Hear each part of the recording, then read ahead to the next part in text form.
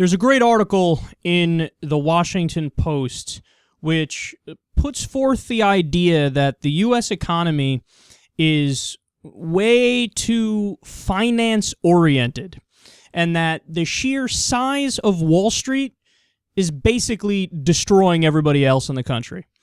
So I'll spare you all of the details on the minutia, but here's the conclusion. They say, quote, a New York University economist named Thomas Philippon estimates that the United States is sinking nearly $300 billion too much annually into finance.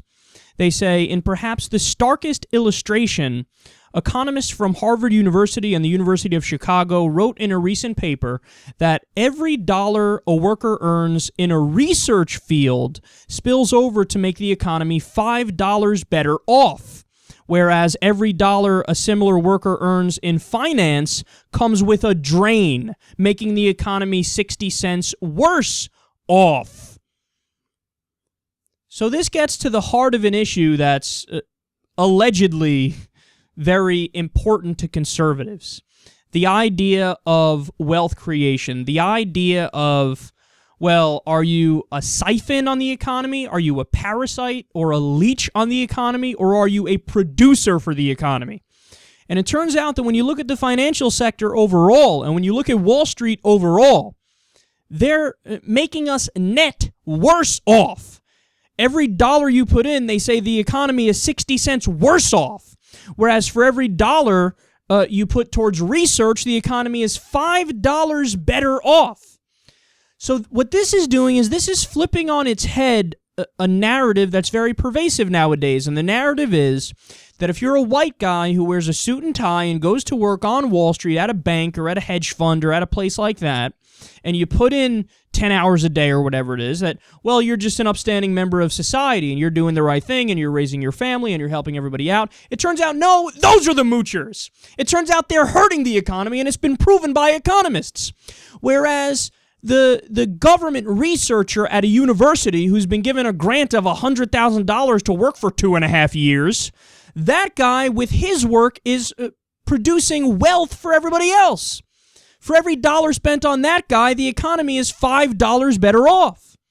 So those really are the producers. Now remember, everybody says the exact opposite, that, well, if you're a government scientist and you work at a university, well, you got to take money from the taxpayers, and that means that you're hurting the economy, and that's not the right thing, etc., etc. It turns out the opposite is true. The people on Wall Street are the problem. They're the ones hurting the economy, and the people who are researchers are helping the economy. So to illustrate this point, they talk about how the financial sector, think of it like pipes that carry water. And the water, of course, represents money. They say the plumbers came in and essentially overbuilt the pipe structure and the pipe system. And now there's no water that flows through all the different pipes.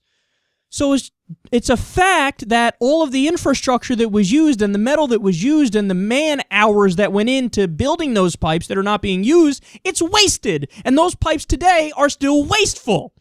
That's the analogy that they're using when they talk about how the financial sector is working today and how Wall Street is functioning today. They say, quote, from the end of World War II until the early 1980s, finance was just like any other desk job. The average Wall Street worker was paid about as much as the average worker in the private sector and was only slightly more educated. But Wall Street started drawing more educated workers. This made the average finance salary go up from less than $50,000 a year in 1981 to more than $350,000 a year in 2012. And again, I reiterate, that's not because they're just working that much harder and they're just producing that much more value. It's because there's a bubble. The finance sector and Wall Street itself is a bubble. And for the record here, some people might fire back and they might say, well, $50,000 a year in 1981 versus $350,000 today. How much different is that with inflation? To which I respond, very different. Because $50,000 in 1981 money is about equal to $100,000 in today's money. So it's the case that they were basically making about $100,000 a year back then, and today they're making $350,000 a year. And again, not because they're working harder. It's a very important point. not because they're just that much more productive than the plumber or the accountant or the electrician or somebody else. So think about it. The U.S. spends money on war. 57% of our discretionary spending goes to war. And we spend money all the time on Wall Street and on the big banks. In fact, they get a $80 billion plus subsidy every year to the big banks. So that's where we're spending our money, and those two sectors specifically do not have what's called a multiplier effect, which means that if you spend on that field, it doesn't trickle down to the rest of us, and that money doesn't stay in the economy, and that money doesn't help the rest of us. So when you build a bomb, what happens? You send it overseas, it explodes, and that's it.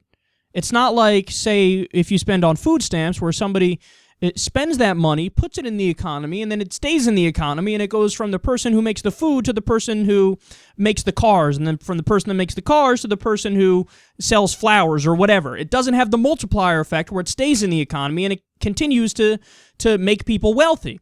It has the opposite effect. When you spend on war, it goes overseas and that's it. It's one and done. And then you got to come up with a new bomb and waste more money on it. And it's the same thing now with Wall Street, how they're wasting money. So the two areas where we flat out waste money, that's where the United States is spending its money. And that's a gigantic problem for all of us, because if they would just invest in infrastructure and research and education, that money would make us all wealthy over time, because it would stay in the economy and it would have the multiplier effect. We need to have people build bridges. We need to have people fix our infrastructure, which right now gets a grade of D. Our roads are terrible. Our electric system is terrible. We could fix all of these things. And if we fix all these things, that money will stay in the economy. We could change the grade of our infrastructure from a D to an A if we just had the political will and if we were intelligent enough to do it. So we should spend on infrastructure, we should spend on research, we should spend on education, because it's proven that in those areas it makes us all wealthier. Whereas instead what we're doing is we're spending on the areas, war and Wall Street, that make us all poorer.